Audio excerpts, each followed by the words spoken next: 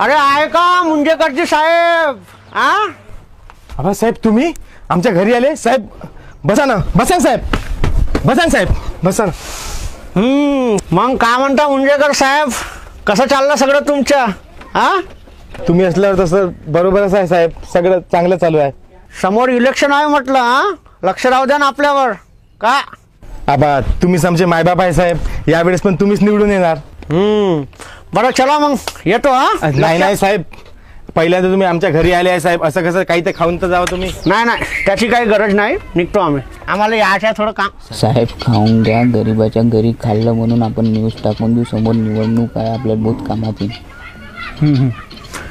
बरं आता तुम्ही एवढे म्हणत आहे तर घेऊन या. आता शेतकऱ्याला आपण मानतो बरं पोट, शेतकऱ्याला नाही म्हणताय जा ना. हो साहेब तुम्ही बसा, मी आत्ता घेऊन येतो तुमच्यासाठी काहीतरी. काय जेवण करताना फोटो काढायला सांगून द्या. हो साहेब. फोटो काढशील बरं साहेबांचं जेवण करताना? घ्या साहेब, साहेब घ्या. काय बनवलं मग आज? आमच्या गरीबाच्या घरी जे आता बनवलं ते तुम्हाला दिलं साहेब, खा आता तुम्ही.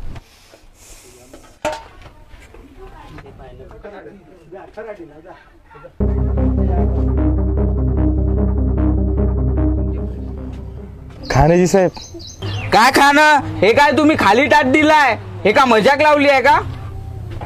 नाही साहेब मजाक नाही, आम्हाला काही खायला नाही आहे ना, तर आम्ही अशी रिकामी टाटा पाहूनच पोट भरतो.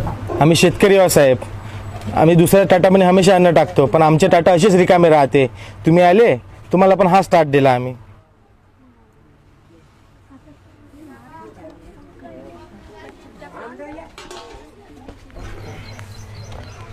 आजच्या आज भाऊच्या घरी किराणा राशन जेवढे पण काही घरगुती सामान आहे सर्व पोहोचले पाहिजे.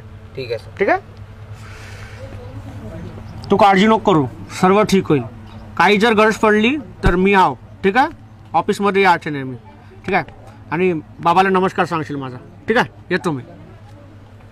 मेले बाबा, मेले. कर्जाचा भार नाही सहन करू शकले, हेच वावरामध्ये झाडाला दोर बांधून जीव दिला. तुमच्याकडे आलते साहेब बाबा मदत मागायला, तुमच्या माणसानं तुमच्यापर्यंत पोचूच नाही दिलं, आणि जेव्हा पोचले तुम्ही आश्वासन दिले साहेब कर्जमाफी करतो म्हणून. 2 वर्ष झाले जीव देऊन, तुम्हाला माहितीही नसेल. आता इतके सारे शेतकरी जीव देऊन राहिले, तुम्हाला का माहीत पडणार आहे तुमच्या भागातला कोणता शेतकरी आहे म्हणून. गेल्या वर्षी 2,500पेक्षा जास्त शेतकऱ्यांनी जीव दिला साहेब, पण तुमच्यासाठी इतकं महत्त्वाचं नाही आहे ना. तुम्ही इलेक्शन आलं का वोट मागायला येता. एक तर साला इथं आमच्या मालाला भाव भेटत नाही, आणि भेटला तर व्यापारी आणि दलाल आम्हाला खाऊ देत नाही, आलं तर निसर्गही साथ देत नाही.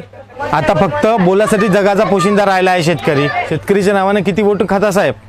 फक्त एक दिवस शेतकऱ्यासारखं जगून दाखवा साहेब तुम्ही, मग समजल बोलण्यात आणि जगण्यात किती फरक आहे. इथं गावातले पोरं शहरात चालले, आणि शहरातले लोक गावात पोरी देत नाही. आता शेती फक्त तुमच्यासाठी फिरायचं ठिकाण राहिलं आहे साहेब.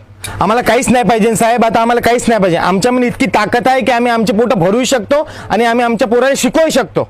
आम्हाला काहीच नाही पाहिजे साहेब, फक्त आमच्या मालाला भाव ठरवण्याचा आम्हाला अधिकार द्या साहेब, बस.